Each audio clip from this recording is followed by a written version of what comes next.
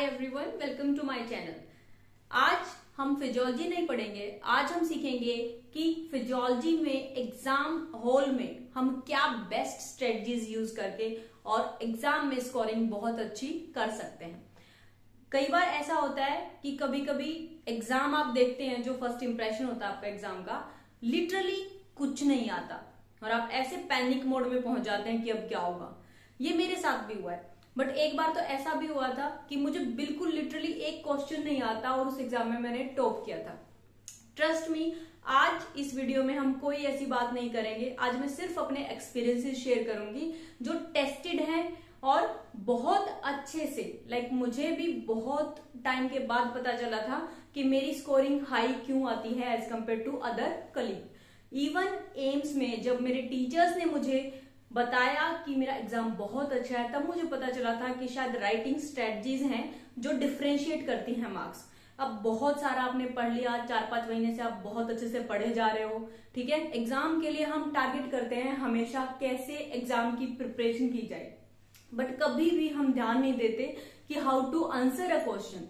एक एग्जाम को परफॉर्म कैसे करना है, इसकी हम बात ही नहीं कर रहे होते, क्योंकि I have checked a lot of exam. इतने एग्जाम चेक किए हैं मैंने जिसमें बच्चों को पता चलता है कि आता है, लेकिन उन्हें पता नहीं होता कि आंसर कैसे करना है। इसीलिए मैंने सोचा कि एक वीडियो बना दी जाए, मे भी आपको भी हेल्प करे इस चीज में, ठीक है। तो शुरू करते हैं इस वीडियो को। एग्जाम हॉल में आप आ चुके हैं, आपने अपनी डिटेल्स फिल कर दी हैं और अब आपके पास आ गया है क्वेश्चन पेपर।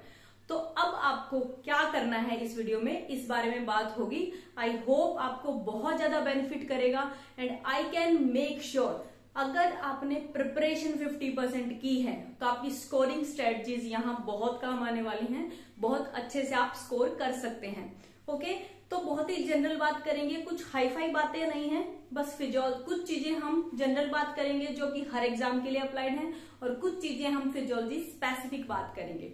ओके, तो बहुत ही सिंपल स्ट्रेटजीज है, शुरू करते हैं। ओके, तो सबसे पहले जब आपके पास एग्जाम आता है, ओके, एमबीबीएस अगर आप स्टूडेंट हैं तो आपको सेक्शंस मिलेंगे, ठीक है। और अगर सेक्शंस नहीं मिलते, आप पैरामेडिकल हैं, उसके साथ अगर कोई दूसरा सब्जेक्ट है, तो डिपेंडिंग ऑन दैट आपको अब क्या करना है, हम स्टेप बाय स्टेप देखेंगे। आपके हाथ में जब एग्जाम आता है तो सबसे पहले आपको देखना है total duration. Yes, total duration है कितनी और सेक्शंस हैं कितने।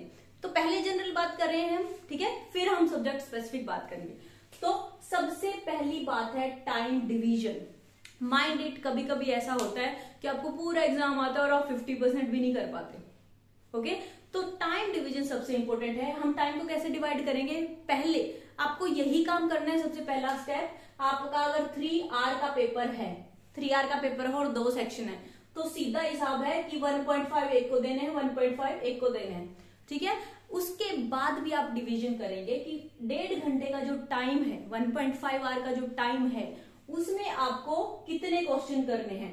2 सेक्शन होंगे, एक एमसीक्यू होगा और एक होगा क्वेश्चन आंसर सेक्शन, ठीक है। ऑब्वियसली हमें टाइम किसमें लगता है, क्वेश्चन आंसर सेक्शन में, ठीक है। तो हम क्या करेंगे, मैक्सिमम 20 to 30 मिनट जो है एमसीक्यूज को दे देंगे और रेस्ट जो है कंप्लीट इसको दे देंगे। या फिर हम अगर कहें कि इसको हम लिस्ट टाइम देंगे, पहले हम क्वेश्चन आंसर को परफॉर्म करेंगे।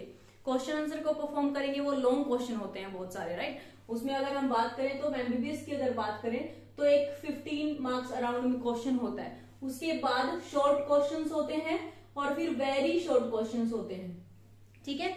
अब 15 मार्क्स में अगर आपको पता है वो क्लिनिकल क्वेश्चन क्या है तो बहुत इजीली कर पाएंगे आप, राइट। तो इस तरीके से यहाँ जो है स्ट्रेटेजिकली देखना है आपको, रफली इस 1.5 घंटे को रफली यहाँ डिवाइड कर देना है मार्क्स के अकॉर्डिंग। ट्रस्ट में कई बार ना हमें भी समझ नहीं आता, हमें कई बार ये लगता है कि ये शॉर्ट क्वेश्चन मुझे बहुत अच्छे से आता है। फॉर एग्जाम्पल आपको 3 मार्क्स या 5 मार्क्स का क्वेश्चन बहुत अच्छे से आता है। मान लो एग्जाम्पल के लिए पूछ लिया न्यूरल रेगुलेशन ऑफ रेस्पिरेशन, तो अगर मैं कहूं न्यूरल रेगुलेशन ऑफ रेस्पिरेशन, जो कि इन शॉर्ट आंसर्स में लिखना है आपको, है ना, 5 मार्क्स के 5 दे दिए, इस तरीके से डिवीजन दे दी, ठीक है। अब न्यूरल रेगुलेशन में अगर आपने आधा घंटा लगा दिया एक में, तो आप खुद सोचिए औरों का टाइम जो है वो डिस्टर्ब हो जाएगा। तो इसीलिए टाइम टू टाइम आपको रफली, सेगमेंट सेम है दोनों, रफली डिवाइड करके आपको मान लो 30 मार्क्स के अकॉर्डिंग जो है टाइम को डिवाइड करना है। बच्चे मार खाते हैं, हमेशा मार खाते हैं, क्वेश्चन आते हैं और वो छूट जाते हैं, ये नहीं होना चाहिए। ठीक है, ऑब्वियसली जिसे नहीं आते वो यहाँ पे मार नहीं खाएगा, ठीक है, लेकिन फिर भी time constant is really important factor. ठीक है, तो थोड़ा थोड़ा करके हमें, अगर आपने टाइम डिवाइड कर दिया तो आपके पास लास्ट में थोड़ा सा सोचने का टाइम बचेगा, अगर बाय चांस आपको चीजें याद आए और आप परफॉर्म कर पाए। ठीक है, ओके, तो समझ आया, time obviously very very important. ठीक है, उसके बाद आपको क्या करना है, आपने टाइम डिवाइड कर दिया, अब आपको शुरू करना है सेक्शन कोई भी। ओके, उसके बाद हम हमेशा जिस भी क्वेश्चन को परफॉर्म करेंगे उसकी नंबरिंग करना मत भूलना। मुझे इतने क्वेश्चन पेपर मिलते हैं जिनमें नंबरिंग नहीं होती, जैसे क्वेश्चन नंबर 1 का डी मेरे को बहुत अच्छे से आता है तो मैं डी सेक्शन लेबल करूंगी और उसके बाद करूंगी। तो हमेशा second point is always start with your favourite question. पूरा आपने क्वेश्चन पेपर देख लिया, आपको लगता है कि इस सेक्शन का ये मुझे बहुत अच्छे से आता है, ठीक है, तो हमेशा उसी से स्टार्ट करो जो आपको बहुत अच्छे से आता है, उसको बेस्ट परफॉर्म करने की कोशिश करो, पूरा अच्छे से परफॉर्म करना है आपको।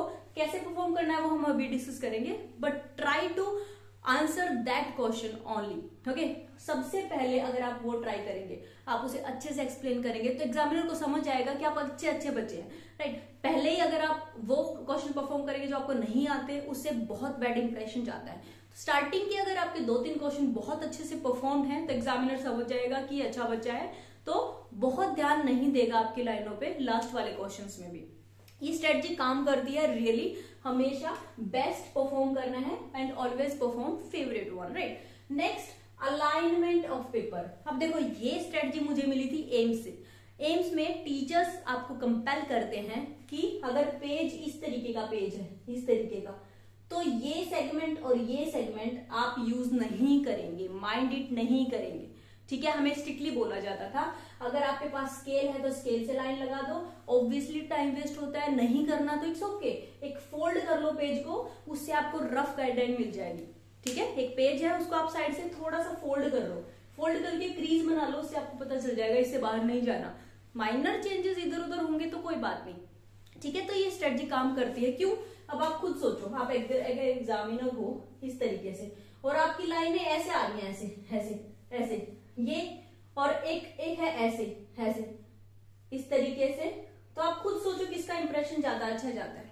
भाई एग्जामिनेशन सच में इंप्रेशन वाली कहानी है, क्योंकि आप प्रैक्टिकल में जब आएंगे, एग्जामिनर उन 3 दिनों के लिए आते हैं, है ना, तो उसी टाइम में वो चेक करके चले जाते हैं पेपर। तो आपको कुछ ऐसे खेलना है कि स्कोरिंग स्ट्रेटजीज ऐसी अपनानी है कि आपको स्कोर आए ही आए।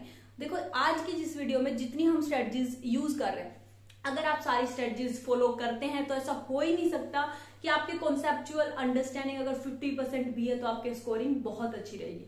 ठीक है, ओके, फर्स्ट थिंग तो हो गई अलाइनमेंट।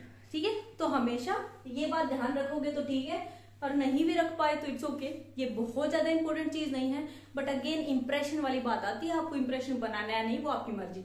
ठीक है, उसके बाद आती है हमें क्वेश्चन कैसे परफॉर्म करना है। अब देखो क्वेश्चन कैसे परफॉर्म करना है, सबसे पहली बात है हेडिंग।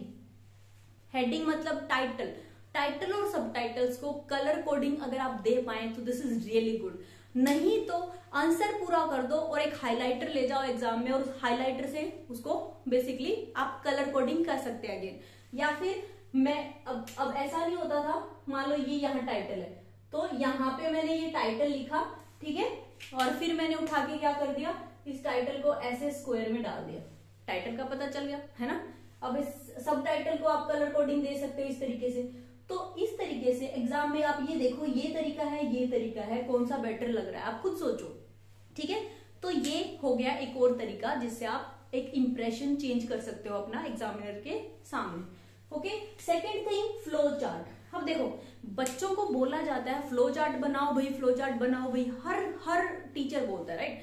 तो यहाँ पे फ्लो चार्ट बनाने में मैं बताना चाहूंगी, अगर आप ये सारी लाइनें लिख रहे हो, ठीक है, ये सारी लाइनें लिख रहे हो, अब बच्चे फ्लो चार्ट में गलती क्या करते हैं वो मैं बताना चाहूंगी कि जैसे ये है तो इसी में एरो बना देंगे, ऐसे ऐसे इसी में एरो बना देंगे और बोलेंगे जी मैडम मैंने तो फ्लो चार्ट बनाया था, मेरे को मार्क्स नहीं आए। ठीक है, अब देख रहे हो ये इस तरीके का फ्लो चार्ट होगा। तो कंफ्यूजन क्या है, फ्लो चार्ट में कभी भी पूरी लाइन कवर नहीं होती। आपको समझना होगा फ्लो चार्ट आपको एक प्रोसेस को बताता है और प्रोसेस के नोट्स होते हैं वो, ना कि प्रोसेस का पूरा ब्यौरा। लाइक आप पूरा थीसिस लिख रहे हो हर प्रोसेस के स्टेप का, ऐसा नहीं होता बच्चों। अगर आपको फ्लो चार्ट बनाने हैं तो इस तरीके से फ्लो चार्ट बनेंगे कि एक टाइटल यहाँ है, ठीक है, फिर ऐसे, फिर यहाँ, फिर ऐसे, फिर यहाँ। अब आप खुद सोचो, अगर आपने फ्लो चार्ट इस तरीके से बनाया है, हर लाइन में मुझे एक छोटी सी एरो दिख रही है, कहने के लिए ये फ्लो चार्ट है, बट ये फ्लो चार्ट नहीं है। ओके, तो ये देखो इस तरीके का आपको फ्लो चार्ट मिलेगा। अब मैंने कभी ऐसे फ्लो चार्ट नहीं बनाए। मैं कैसे करती थी, हमेशा हमेशा छोटे छोटे आंसर्स बना के और इस तरीके से फ्लो चार्ट बनाती थी। अब आप खुद सोचो ये फ्लो चार्ट कितना इफेक्टिव लगेगा। आप एग्जामिनर को क्या करना है भाई, एग्जामिनर को दो दो वर्ड देखने हैं और ये देखना है आपको आता है नहीं, पता चल जाएगा, और आपको भी कम वर्ड लिखने पड़ेंगे, तो टाइम तो आपका भी सेव हो रहा है, राइट। तो बहुत ही सिंपल सा कॉन्सेप्ट है। देखो कुछ हाई फाई बात तो मैं कर नहीं रही, है ना। तो आपको बस ये सीखना है, जो आप बोलना चाह रहे हो, जो एक लाइन लिखना चाह रहे हो, उसका मेन सेगमेंट लिखो और पीछे छुड़ाओ, बस। बहुत ही आसान है, ध्यान से करोगे तो, ठीक है। तो हेडिंग, टाइटल अच्छे से हाईलाइट करना है और फ्लो चार्ट आपको अच्छे से बनाना है। अब फ्लो चार्ट में एक और चीज बताना चाहूंगी मैं, ये जो एरो है ना, एरो है, अगर बहुत इंपॉर्टेंट क्वेश्चन है, आप चाह रहे हो कि ये मेरा कोई एग्जामिनर देखे अच्छे से, तो आप एरो को साइज बड़ा कर देना हमेशा। अब देखो ये स्ट्रेटजीज सच में टेस्टेड है, बहुत काम आती हैं, आपकी मर्जी, आप फॉलो करो ना करो, ठीक है। ओके, तो एरोज जो हैं रियली हेल्प करती हैं। अब जैसे मैं ये फ्लो चार्ट एक्सप्लेन कर रही हूँ, इसमें एक तो हो गई ये एरो, ठीक है। अब मुझे इसी फ्लो चार्ट में कुछ और डिटेल्स डालनी है। जैसे यहाँ मैंने कोई चीज एक्सप्लेन करी है, उसके बारे में मैं कुछ बताना चाहती हूँ जो कि बहुत इंपॉर्टेंट है। तो मैं क्या करूंगी, मैं यहां से एरो बना के इस तरीके से एक और सेगमेंट मान लो मुझे बताना है, यहां से एरो बना के और यहाँ पे मैं चीजें कुछ लिख दूंगी और एग्जामिनर का ध्यान भी चला जाएगा। मतलब मैं ये नहीं कह रही कि फ्लो चार्ट में ही ये चीज आएगी, कभी कभी ये जो मैं बोल रही हूँ ये काम आता है रिफ्लेक्सेस में। जब आप बहुत सारे टाइप की रिफ्लेक्सेस बता रहे होते हो, तब आप कोई इन्फॉर्मेशन ऐड करना चाहते हो। अगर आप देखो तो मेरे कम्युनिटी टैब में मैंने रास मैकेनिज्म का फ्लो चार्ट डाल रखा है, उसमें आप देखना ये यूज मिलेगा आपको। ओके, तो इस तरीके से एरोज, फ्लो चार्ट को यूज करके, हेडिंग को यूज करके और आप बहुत इंटरेस्टिंग बना सकते हो। मैं ये नहीं कह रही कि उसे कलर से भर दो, समझ में आप अगर समझो तो बेसिकली एम्स में जो है जानबूझ के एग्जाम ऐसा बनाया जाता है कि आप कंप्लीट नहीं कर सकते, राइट। 100 मार्क्स का एग्जाम मिलता है आपको हर एंड सेम में। पीजी में, मैं पीजी की बात कर रही हूँ, ठीक है, यूजी में भी होता है थोड़ा सा, लेकिन पीजी में जानबूझ के टफ एग्जाम बनाया जाता है ताकि लेंथ, इतना लेंथी होता है पेपर की वो कवर नहीं होता कभी भी, तो हमेशा वो लोग फोकस करते हैं इन चीजों पे। तो मैं ये नहीं कह रही कि आप कलर्स डालो, आप डिजाइन्स बनाओ, नो। अगर सेम कलर भी है, सेम कलर में भी आप यही स्ट्रेटजी यूज कर सकते हो, कोई कलर डिवीजन की जरूरत नहीं है। बेस्ट करना कोई जरूरी नहीं है, आप बेटर करोगे स्कोरिंग बहुत अच्छी आएगी, राइट। बस मैं आपको एक कॉन्सेप्चुअल अंडरस्टैंडिंग देना चाह रही हूँ कि आप हाईलाइट कैसे कर सकते हैं, कम टाइम लगेगा, कम लिखोगे तो, राइट। ओके, तो ये हो गया हमारा कैसे परफॉर्म करना है। Then is image diagram. Yes, अगर आप एनाटॉमी फिजियोलॉजी की बात कर रहे हो और आप ये अगर वर्डिंग आपकी माइंड में नहीं है तो आप बहुत ही बड़े फेलियर हो रियली। डायग्राम के बिना anatomy physiology just waste, right. तो हमेशा डायग्राम की प्रैक्टिस तो देखो आपको शुरुआत से ही करनी पड़ेगी। जो भी पूछा जाए कोशिश करो 99% में डायग्राम हो। इवन ईसीजी भी पूछा जाए तो भाई ईसीजी की वेवफॉर्म तो ड्रॉ करोगे ना, ठीक है। ग्राफ ड्रॉ कर सकते हो या फिर इमेजेस ड्रॉ कर सकते हो। रिफ्लेक्स पूछा गया है तो आपको रिफ्लेक्स ड्रॉ करना होगा ना बच्चा। अगर सिर्फ रिफ्लेक्स में आप फ्लो चार्ट भी कर सकते हो, तो फ्लो चार्ट बुरा ऑप्शन नहीं है, या तो फ्लो चार्ट लिख दो या फिर इमेज बना दो। इमेज हमेशा ही काम करती है, बहुत अच्छे से काम करती है, तो इन दोनों में से कोई भी ऑप्शन आप चूज कर सकते हो। बट अगर पूछा गया है आपसे कि विद इमेज, विद डायग्राम आपको एक्सप्लेन करना है, then you don't have any option. बच्चों आपके पास कोई ऑप्शन नहीं है, आप अगर, क्योंकि उसके मार्क्स फीड हो जाते हैं। अगर 15 नंबर का क्वेश्चन है और उस 15 नंबर में पूछा गया है कि explain with diagram, for example neuromuscular junction पूछ लिया, डिफाइन न्यूरोमस्कुलर जंक्शन, तो वहां आपको डिफाइन करना है। अब डिफाइन करेंगे तो भाई स्ट्रक्चर तो चाहिए ना, कैसे डिफाइन करेंगे आप? एक लाइन में आपको कोई 4 मार्क्स तो देगा नहीं, उसकी डिवीजन के मार्क्स होते हैं। अगर ध्यान से देखो तो उस डिवीजन से आपको समझ आ जाएगा कि न्यूरोमस्कुलर जंक्शन को आप 4 नंबर में डिफाइन नहीं कर सकते, तो आपको बताना पड़ेगा न्यूरोमस्कुलर जंक्शन क्या होता है। और बताओगे कैसे? जब तक आप लेबल नहीं करोगे किसी चीज को, तो आपको ये डायग्राम बहुत इंपॉर्टेंट है कुछ चीजों में। ओके, ठीक है, तो ये हो गए जनरल कॉन्सेप्ट, जनरल जो हर एग्जाम में आपको काम आएंगे, हमेशा काम आते हैं, और सच में आप बहुत इंप्रेसिव जो है एक इमेज बना सकते हो एग्जामिनर के आगे। Okay, then coming to main strategies which are related to physiology. अब फिजियोलॉजी के से रिलेटेड जो है वो हमें देखना है। तो सबसे इंपॉर्टेंट आपको जो काम है एग्जाम में आपको समझना है कि पूछा क्या गया है बच्चों। 90% बच्चे ये यहाँ लैगिंग होते हैं। यस, बहुत अच्छे से प्रेजेंट नहीं कर रहे आप, ऊपर से आपको ये नहीं पता कि करना क्या है, तो भाई मार्क्स कहां से आएंगे? ठीक है, तो ट्रस्ट मी, आप लोग सब बहुत अच्छे से पढ़ते हो, बहुत अच्छे से प्रिपरेशन करते हो, बट अल्टीमेटली जो एग्जाम वाला सेक्शन है ना, वो हमेशा मार खाते हो। एग्जामिनेशन हॉल में आपकी परफॉर्मेंस बहुत पुअर हो जाती है। मैंने इतने एग्जाम चेक किए हैं जिसमें सच में समझ नहीं आता कि पूछा क्या गया है। तो शुरू करते हैं, हम कैसे देखेंगे, हम इसे इंप्रूव कैसे कर सकते हैं। यस, ये वीडियो सिर्फ उसके लिए। तो सबसे पहले आपको समझना है कि पूछा क्या गया है। अब उसके लिए कुछ वर्डिंग होती है एग्जाम पेपर में, आपको कुछ वर्डिंग मिलेंगी जिससे आपको समझना है कि मुझे क्या आंसर करना है। जैसे फर्स्ट है enlist, enlist word या इन्यूमरेट वर्ड अगर आता है तो आपको चीजों को लिस्ट डाउन करना है, उस पर टाइम वेस्ट नहीं करना। 3 नंबर के क्वेश्चन में अगर एन लिस्ट पूछ रखा है और आप बता रहे हो, उसको 15 नंबर का एक्सप्लेन कर रहे हो, 3-4 पेज भर दिया आपने, तो आप और कुछ नहीं कर रहे, अपना टाइम वेस्ट कर रहे हो बस। क्योंकि एग्जामिनर के लिए 3 मार्क्स का क्वेश्चन एनालिस्ट का मतलब ही ये है कि अगर आपने वो पॉइंट एनालिस्ट कर दिए तो उसे फुल मार्क्स देने ही पड़ेंगे। ओके, तो एनालिस्ट का मतलब समझ गए, इन्यूमरेट एनालिस्ट। एन्यूमरेट जब वर्ड यूज होता है तो आप उसकी एक एक लाइन बता सकते हो। एनालिस्ट का जब मतलब होता है, एनालिस्ट सिर्फ लिस्ट आउट करना। Okay, then is classify. Classify, अब अगर क्वेश्चन आता है एग्जाम में, classify aetiological classification of anaemia, right, तो अब उस सिचुएशन में आपको क्या करना है, आपको सिर्फ एटियोलॉजिकल क्लासिफिकेशन बतानी है, मॉर्फोलॉजिकल नहीं बतानी, माइंडेड। क्लासिफाई करने का मतलब ही ये है कि आपको उसकी डिवीजन बतानी है और उसके बारे में ब्रीफली थोड़ा थोड़ा लिखना है। ठीक है, उसके बारे में बहुत ज्यादा डिटेल नहीं लिखना, माइंडेड। क्लासिफाई का मतलब ये नहीं है कि आप डिटेल लिखें, क्लासिफिकेशन लिखनी है आपको बस। उसके बारे में माइनर डिटेल लिख सकते हैं, बट आप अगर उसको एक्सप्लेन करने जाएंगे again you will waste your time. Okay, next question is differentiate. Differentiate बच्चों, ये 99% बच्चे गलती करते हैं, कुछ परसेंटेज को छोड़ के। डिफरेंशिएट जब भी वर्ड यूज हो रहा है, ठीक है, तो आपको एक्सप्लेन नहीं करना, माइंड इट, आपको एक्सप्लेन नहीं करना, आप टाइम वेस्ट कर रहे हो। डिफरेंशिएट वर्ड जब यूज होता है, मान लो आपसे पूछ लिया किसी ने कि कोर्टिकल नेफ्रॉन और जो जक्स्टाग्लोमेरुलर नेफ्रॉन्स हैं, इनका डिफरेंशिएशन करो, differentiate between these two terms. तो 100% जब भी ये वर्ड एग्जाम में आता है तो आपको बीच में लाइन ड्रॉ करनी ही करनी है। तो ये दोनों लाइन ड्रॉ करोगे और पॉइंट्स लिखोगे। ठीक है, अब आपको कभी कभी लगता है कि मैम मार्क्स कैसे सिक्योर करेंगे, ज्यादा मार्क्स का आ गया तो डिफरेंशिएट, फिर क्या करेंगे? तो भाई मार्क्स जो है डिवीजन, वो रफली अगर मैं बात करूं तो जितने ज्यादा मार्क्स उतने ज्यादा पॉइंट्स होते हैं। ठीक है, तो अगर 5 मार्क्स का है और 6 to 7 पॉइंट्स आप बना पा रहे हो तो आपको आराम से कंप्लीट मार्क्स मिल जाएंगे। ठीक है, 10 मार्क्स का डिफरेंशिएट नॉर्मली कोई नहीं देगा, it's next to impossible question कि डिफरेंशिएट में आपको 10 मार्क्स कोई मांगे जाए, तो इसलिए टेंशन मत लो।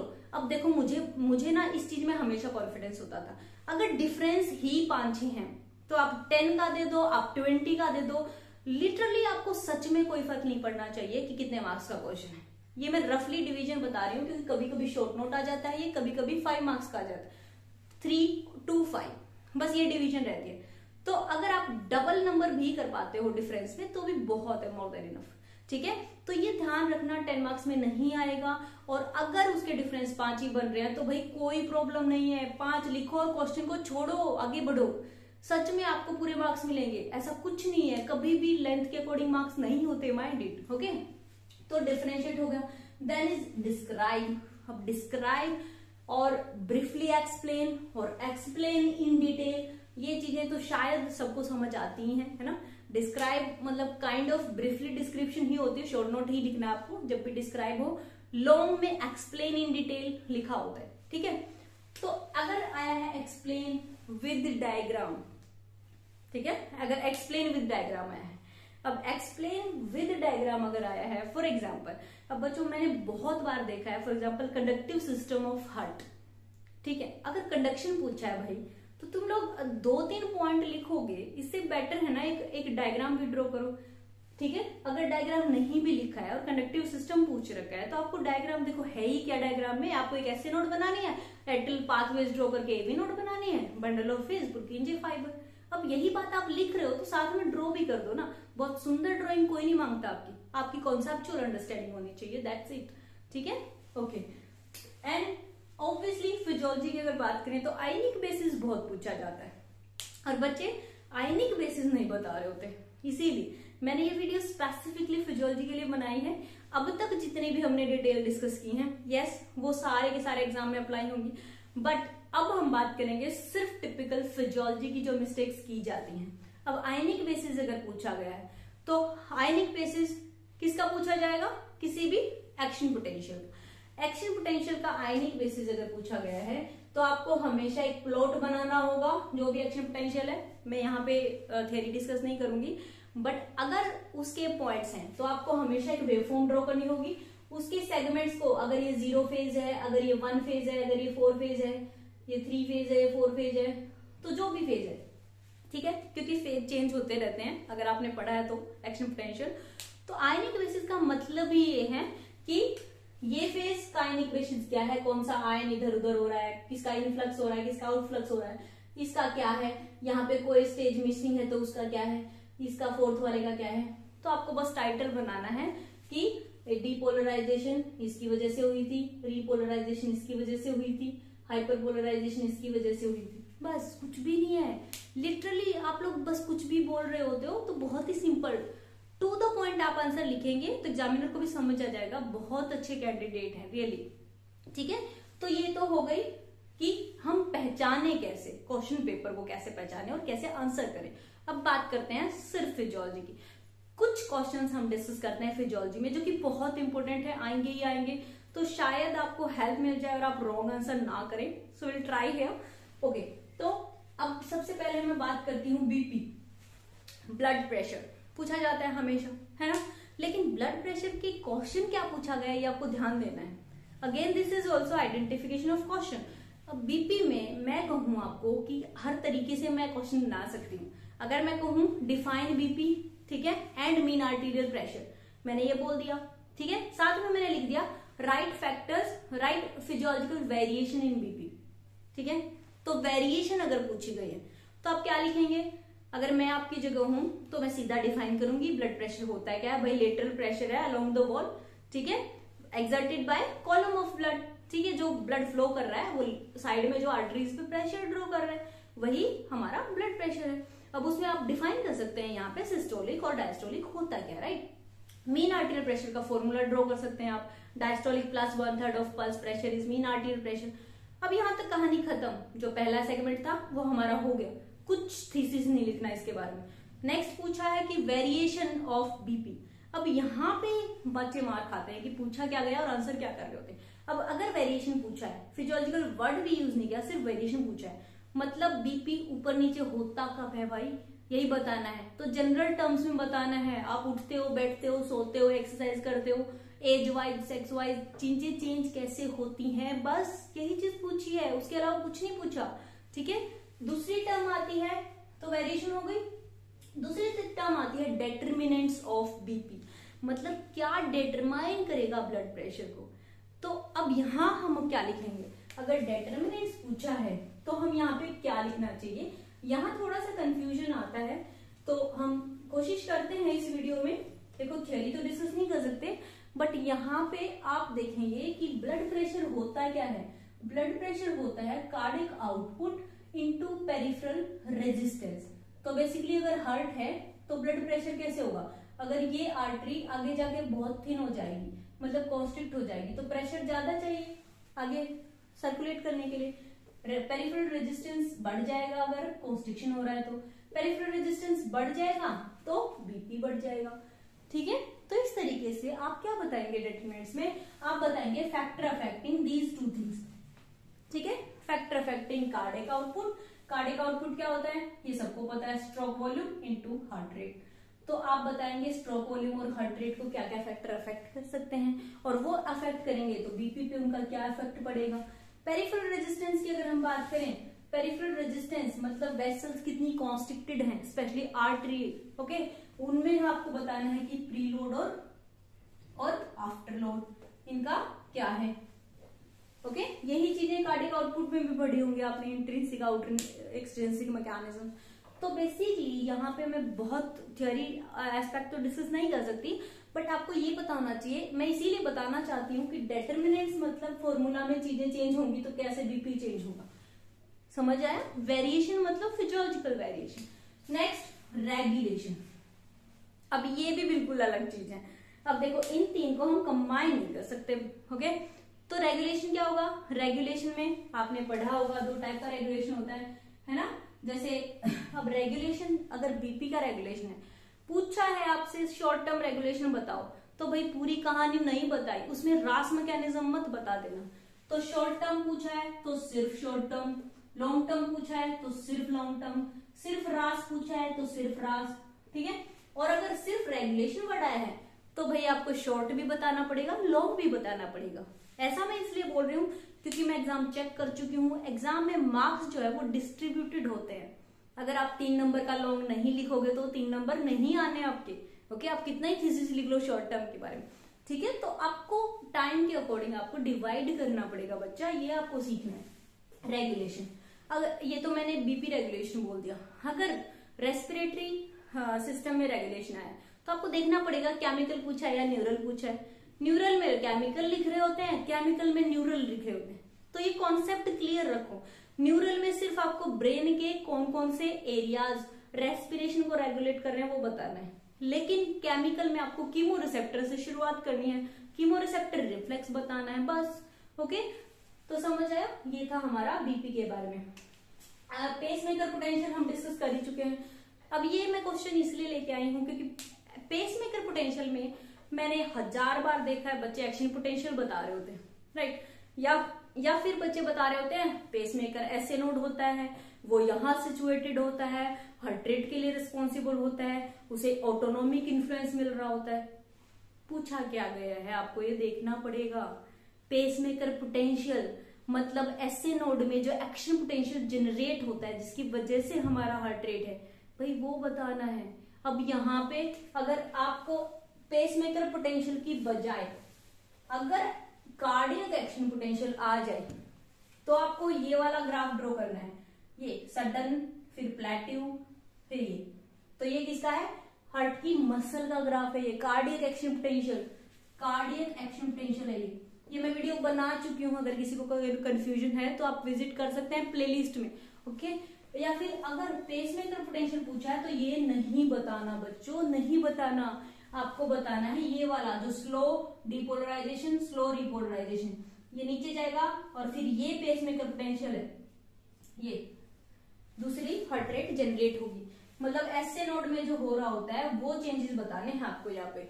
अब ये कंफ्यूजन बच्चों को आती है 99% कि ये जो फेज 4 है इस एक्शन पोटेंशियल का, इसको पेसमेकर पोटेंशियल बोलते हैं, है ना।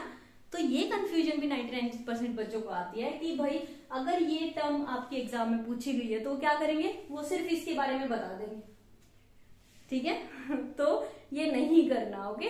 ये पूरा पेसमेकर पोटेंशियल पूछा है, मतलब पेसमेकर ऐसे नोड और पोटेंशियल चेंजेस, ठीक है। तो पूरा बताना आपको बताना है फेज 0, 1, 2 नहीं होता, 3 फेज ये है, 4 फेज जो है ये इसका आयनिक बेसिस बताना है आपको, जिसमें फनी करंट होते हैं, स्पेशली ये मत भूलना कैल्शियम और पोटेशियम का भी रोल होता है। ओके, तो देखो यहाँ आप फिजियोलॉजी तो डिस्कस नहीं कर रहे, बट एटलीस्ट आपको ये मोस्ट इंपोर्टेंट क्वेश्चन है, इसलिए मैंने सोचा कि एक बार जस्ट डिस्कस कर लूं, मे भी आपको एग्जाम में हेल्प करें। ओके, तो pacemaker potential, then next is ECG. ECG question आता है। अब ईसीजी इलेक्ट्रिकल एक्टिविटी है, ठीक है, कार्डियक साइकिल अगर पूछा गया, मतलब उस ईसीजी की वजह से बेसिकली एसए नोड से इंपल्स जाता है, उसकी वजह से जो हार्ट कॉन्ट्रैक्ट हो रहा है, सिस्टोल डायस्टोल हो रहा है, मतलब कार्डियक साइकिल मैकेनिकल एक्टिविटी है, लेकिन ईसीजी इलेक्ट्रिकल एक्टिविटी। 50% बच्चे कंफ्यूज होते हैं और आंसर करते हैं ईसीजी में कार्डियक साइकिल, ईसीजी में मेरे को मिलता है सिस्टोल डायस्टोल। तो ये चीज तो देखो, अगर आप अच्छे बच्चों को करना नहीं चाहिए, बट फिर भी ईसीजी में आपको वेव बतानी है, P Q R S and T wave, अगर ईसीजी आता है तो। अब या तो ईसीजी आएगा या फिर एमआई में चेंजेस पूछे जाएंगे, ठीक है, तो ये आपको बताना है। अब अगर ईसीजी क्वेश्चन आता है, 3 मार्क्स का क्वेश्चन है, एग्जामिनर देना चाहते हैं आप लोग की हेल्प के लिए, तो करना क्या है, आपको बताना है पी वेव किसकी वजह से होती है, क्यू आर एस किसकी वजह से होता है और टी वेव किसकी वजह से होती है ना, ECG ionic basis of that, ठीक है। तो पी वेव, यहाँ पे बच्चों आपको सिस्टोल वर्ड यूज नहीं करना, नो सिस्टोल नहीं होता, ये इलेक्ट्रिकल एक्टिविटी है। मसल सिस्टोल डायस्टोल वर्ड जो है, कॉन्ट्रैक्शन रिलैक्सेशन वर्ड जो है, वो मैकेनिकल एक्टिविटी है, ये हम इलेक्ट्रिकल एक्टिविटी बोल रहे हैं। और इलेक्ट्रिकल एक्टिविटी मतलब अब तक जो हम पेसमेकर पोटेंशियल ड्रॉ कर रहे थे, तो उसमें क्या होता है, उसमें सिस्टोल नहीं, उसमें होता है डीपोलराइजेशन, डीपोलराइजेशन, ठीक है। तो पी वेव होता है एट्रिया की डीपोलराइजेशन, क्यूआरएस होता है वेंट्रिक्यूलर डीपोलराइजेशन, और टी वेव होता है वेंट्रिक्यूलर रीपोलराइजेशन। प्लीज ये गलती मत करना अगर आप ये वीडियो देख रहे हो तो, हमेशा डीपोलराइजेशन और रीपोलराइजेशन ईसीजी में होते हैं, आप लोग लिख रहे हो सिस्टोल डायस्टोल। तो आई थिंक आपको समझ आ गया होगा, ये इलेक्ट्रिकल एक्टिविटी है। कार्डियक साइकिल अगर आता है तो आपको सिस्टोल डायस्टोल फेज में टाइम डिस्क्राइब करना पड़ेगा। 0.8 सेकेंड का जो हमारा साइकिल है, सिस्टोल कितना है उसमें, डायस्टोल कितना है, कौन कौन से इवेंट होते हैं, कब एवी वॉल बंद होती है, कब ओपन होती है, कब सेमिलुनर ओपन होती है और क्लोज होती है, किस तरह से ब्लड मूव हो रहा होता है। मैकेनिकल, टोटली मैकेनिकल क्वेश्चन है cardiac cycle. Okay, last is reflex. Reflex question बहुत ज्यादा आता है एग्जाम में, आई थिंक एक बार इसीलिए मैंने सोचा कि ये भी आपके साथ डिस्कस कर लिया जाए।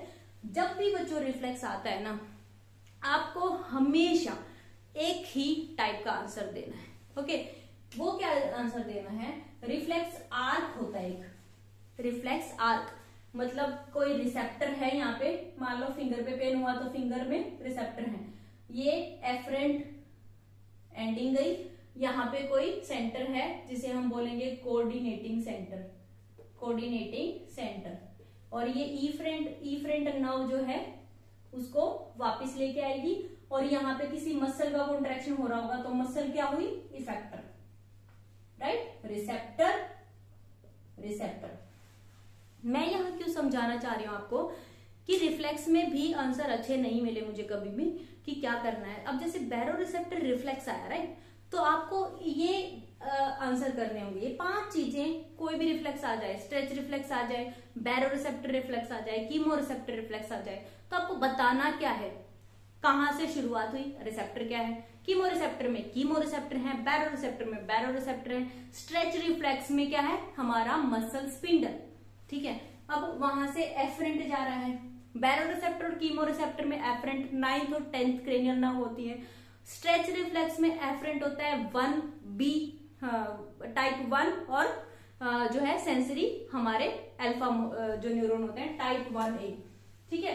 तो ये हो गया muscle spindle. Then is coordinating centre, coordinating centre मतलब कहाँ जाएगा, स्ट्रेच रिफ्लेक्स में स्पाइनल कॉर्ड में जाएगा, बैरो रिसेप्टर और कीमो रिसेप्टर में मेडुला में जाएगा, ठीक है। वहां से वापिस आएगी फ्रेंड, जो भी नर्व एंडिंग आएगी, ये हमारी अल्फा मोटर न्यूरॉन होती है हमारा स्ट्रेच रिफ्लेक्स में, और उसमें होती है सिंपैथेटिक और पैरासिम्पैथेटिक इफरेंट दोनों में, ठीक है। अब इफेक्टर की अगर हम बात करें, इफेक्टर की अगर हम बात करें तो जैसे बैरो रिसेप्टर हैं उनमें इफेक्टर कौन होगा, या तो वो वेसल को कॉन्स्ट्रिक्ट या डायलेट करेंगे, या फिर हार्ट में एसए नोड के ऊपर एक्ट करेंगे, हार्ट रेट को बढ़ाएंगे या कम करेंगे, या फिर मसल स्पिंडल में मसल होती है, कोई भी मसल है वो कॉन्ट्रैक्ट करेगी, है ना। ओके, तो आपको अगर कॉन्सेप्चुअल अंडरस्टैंडिंग है ना कि रिफ्लेक्स है तो रिफ्लेक्स आर्क बताना है हमें, चाहे पूरी बॉडी में कहीं से रिफ्लेक्स पूछा गया हो। तो अगर आपके पास ये 5 पॉइंट दिमाग में है तो उस रिफ्लेक्स को आप गलत नहीं लिखेंगे। आप उस एरिया को अगर स्पेसिफिकली एनटीएस नहीं बता सकते तो मेडुला बता दो, कुछ तो बताओगे ना। मसल लिख दो, मसल का नाम याद नहीं है तो जहां भी होगे। तो इस तरीके से बेस्ट पॉसिबल कोशिश करो कि आप बेस्ट परफॉर्मेंस दे सको। लेकिन मैंने सिर्फ आपको स्टेप्स बताए हैं कि इस तरीके से आप स्कोरिंग 100% कर पाएंगे अच्छे से। ओके, तो ये हमारे फिजियोलॉजी के कुछ क्वेश्चन है। मैं पूरी फिजियोलॉजी को तो डिस्कस नहीं कर सकती, बट यहाँ पे मैंने इसीलिए कुछ मेन इंपॉर्टेंट क्वेश्चंस डिस्कस किए हैं। आई होप इनमें से 100% कुछ ना कुछ तो आएगा और आपको हेल्प करेगा। आपने अगर पूरी वीडियो देखी है तो आई एम श्योर आपको कुछ ना कुछ तो एग्जाम में हेल्प मिलने वाली है। कोई भी क्वेरी है, किसी भी टाइप का फ्लो चार्ट, कुछ इश्यू आ रहा है पढ़ने में, तो most welcome always. Thank you so much for watching. All the best, good luck, bye bye.